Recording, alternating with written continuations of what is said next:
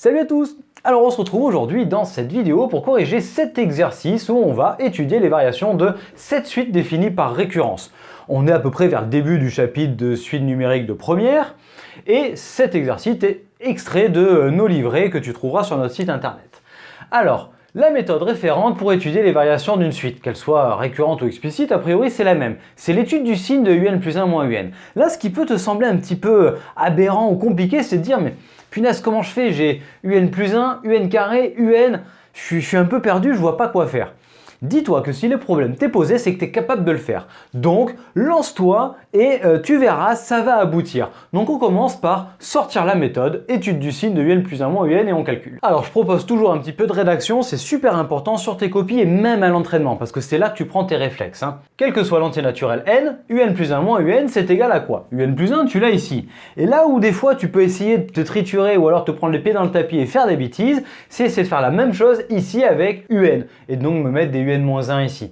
Non, un, c'est un. Tu le gardes tel qu'il est. Et donc ici, tu as un plus 1 moins un. Qu'est-ce que tu vas pouvoir faire? Tu vas pouvoir regrouper ici ces deux termes-là. Et tu verras que ça va finir par aboutir. Donc tu vois que ces deux un là, ils se regroupent. 9 un moins un, ça fait 8 un. Et là, en fait, tu vois qu'il y a moins 2, 8, moins 8. Il y a une factorisation qui est faisable. Donc, ce que tu peux faire ici, c'est commencer par factoriser par moins 2. Donc, la factorisation par moins 2 fait qu'on divise par moins 2 chacun des coefficients ici. On a donc moins 2, facteur de un carré, moins 4un, plus 4. Et maintenant, on regarde ça. Alors ici, normalement, c'est censé dire « Oui, je vois exactement ce que c'est ». Si tu galères un petit peu, il faudra peut-être retourner voir un peu ce que tu as fait en troisième seconde sur tes identitaires marquables. Ici, tu vois que c'est a carré moins 2ab plus b carré avec a qui est un et b qui est 4. Pour t'en assurer, tu regardes, ici tu as le a carré, ici tu as le b carré. Elles sont toujours faites comme ça en général, tes identités remarquables. Donc si ça c'est a carré, a priori c'est que a, ça va être un. Et si ici c'est b carré, c'est que b a priori ça va être 2. Et tu vois que 2ab ça fait quoi? Eh bien ça fait 2 fois 2, 4 fois un, 4 un. Bon c'est bon, ça tombe bien. Allez, c'est parti, on peut le marquer. Donc ici, on fait bien apparaître l'identité remarquable qu'on vient de commenter, un moins 2 au carré. Et qu'est-ce qu'on sait sur un carré? C'est toujours positif dans R. Puis tu le multiplies par moins 2, donc ça fait quelque chose de négatif. On peut faire le signe facilement. Donc maintenant, on dit que quel que soit l'entier naturel n, un moins 2 au carré, c'est positif en tant que carré. Et donc un plus 1 moins un, qui est le résultat de ça, fois moins 2, c'est donc négatif. Négatif ou nul d'ailleurs, parce qu'on ne sait pas si ça peut valoir 0. Donc on conclut la suite entre parenthèses un est donc décroissante sur l'ensemble des entiers naturels.